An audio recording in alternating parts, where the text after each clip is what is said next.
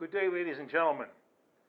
This is a long-awaited update to my retractable landing gear design for the Grumman Albatross from Hobby King, the Avios brand. This happens to be the version 1 airplane. There is now a version 2 out, which is basically just a different color scheme.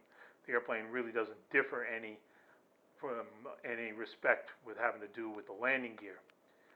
So at this point, I have changed track a little bit from my original design that used to hike the main gear in with a magnet on a slider.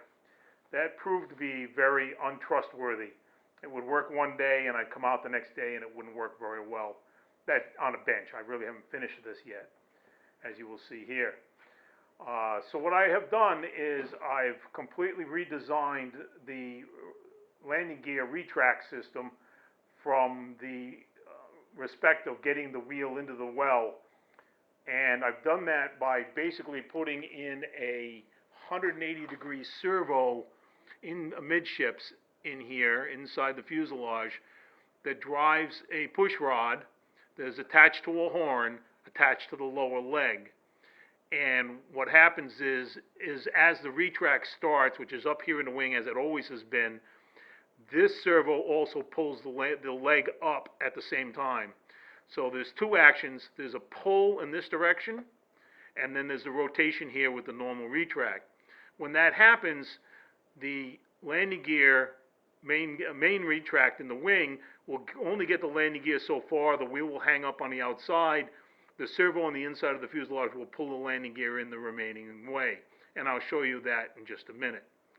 You can see the old hole up in here where I had the magnet slider.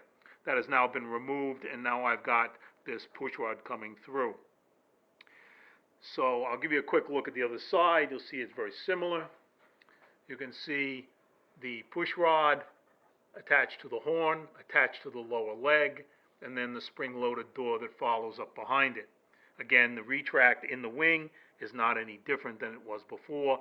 None is any of this lower strut and braces have remained.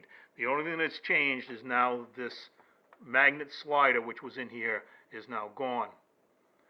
So let's take a look at the retract mechanism as I've got it today. Okay, so obviously I cannot show you what's happening on the inside because I need the wing on to complete the retract sequence. But as you can see, the retracts are in the downside. As I cycle the gear through, you'll see that the main gear has come up with the wheel slightly buried in the fuselage, just scale-like on both sides.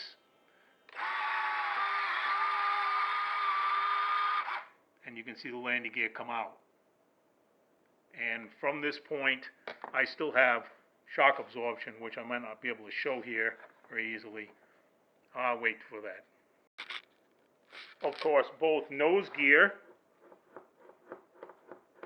and main gear are shock supported with oleo struts, and then the main scissor strut in the bottom just pivots along with it.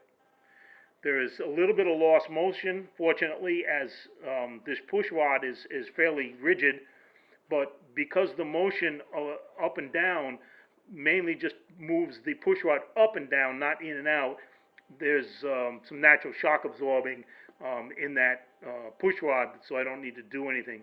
The 180-degree servo in there is the link I will have in the video below. You can see the nose gear doors are held apart by a spreader bar that's attached to the main the nose gear strut, and they hold the landing gear doors out. And there's a spring that goes across the inside of the doors. The nose gear will catch and pull the doors closed.